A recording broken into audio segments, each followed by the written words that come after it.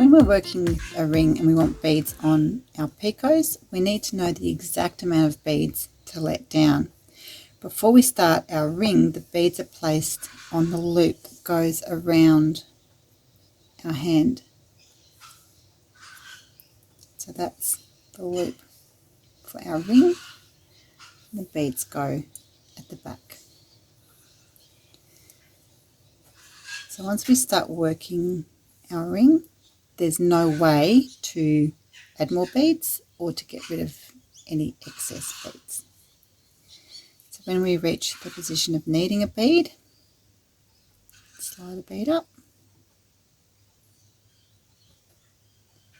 and continue with your stitches.